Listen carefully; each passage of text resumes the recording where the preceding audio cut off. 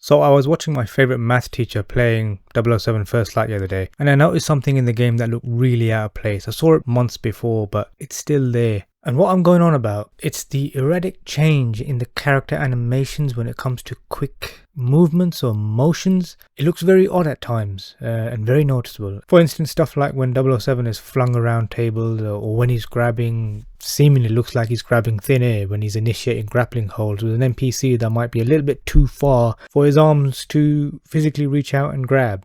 It's very strange.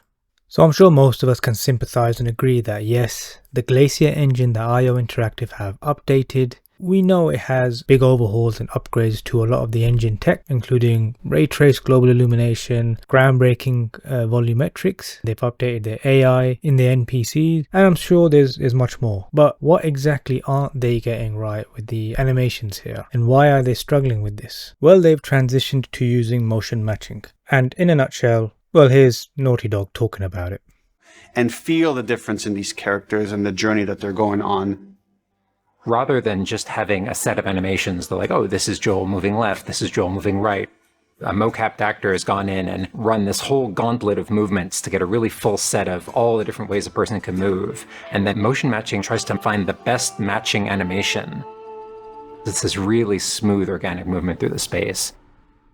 So Naughty Dog have succeeded where IO have fallen short in implementing this technology. But what did they do differently? Naughty Dog heavily modified the motion matching model. Initially, they were happy to have this tech, but then they realized that it needed work and it was a lot more undertaking to achieve what they wanted. So what they did was they painstakingly built upon the tech to allow for smoother transitions in the animations. They even modified it to have a predictive ability to interpolate what motion is to come next after a certain input, and even account for player condition, i.e. if the player is in a relaxed or uneasy or in a combat mode, because this will change the way the character, the player, moves faster or slower, how they will shift their body weight, the way their hips and the ankles and the arms will move. All of this was accounted for, and they really have done an amazing job with how The Last of Us 2 handles animations. There isn't much known as to how far IO Interactive have modified their motion matching model, or obvious things like how much RAM allocation they have allowed their motion matching model to have. But we can only theorize reasons for distinct errors. For example, the tolerances they allowed for distance interaction. And what I mean by this is how Bond can overreach and teleport to an NPC when going for a grab or a punch that is unrealistically far away, but the motion model might be set to allow such a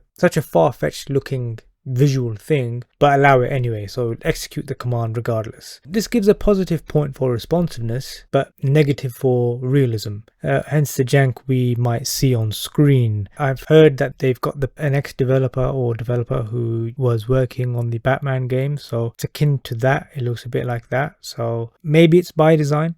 I'm not sure. We don't know how extensive IO Interactive's animation library is, but Naughty Dog's is ridiculously large, with 8 hours and 51 minutes of animation data and 8,677 total animation clips, so I think it's definitely another factor.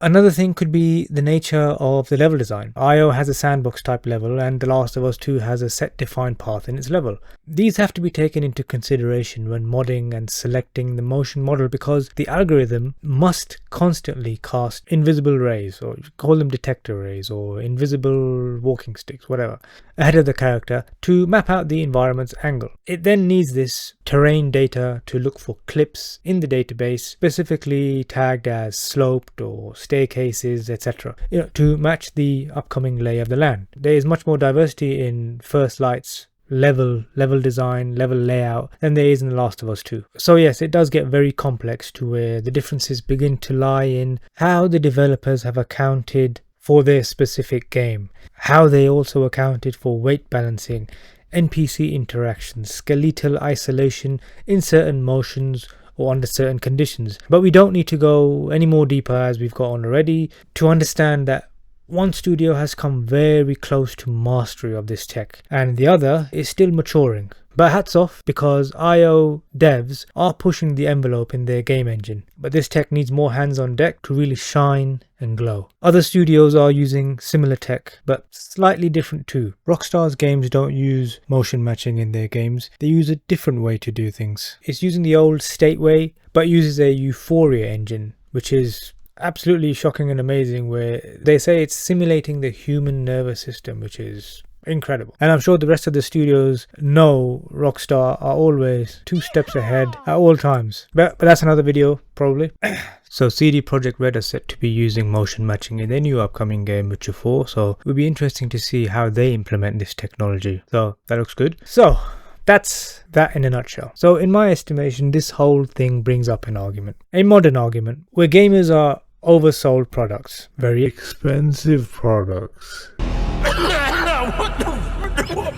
The games are marketed very heavily. We're told that the games are complete and ready, and they'll have this feature or that feature. But even in this game, where path tracing was promised, it's not available at launch.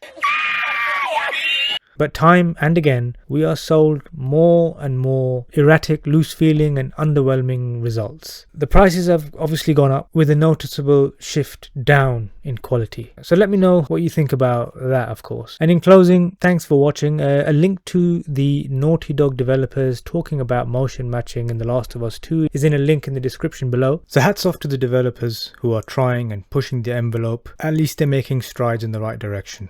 Thumbs down to corporate marketing who are screwing gamers over any which way they can. And thank you for watching. If you made it this far in the video, let me know what you think down in the comments below. Give a like, a sub, all that stuff. And I will see you next week. Thank you, take care, and goodbye.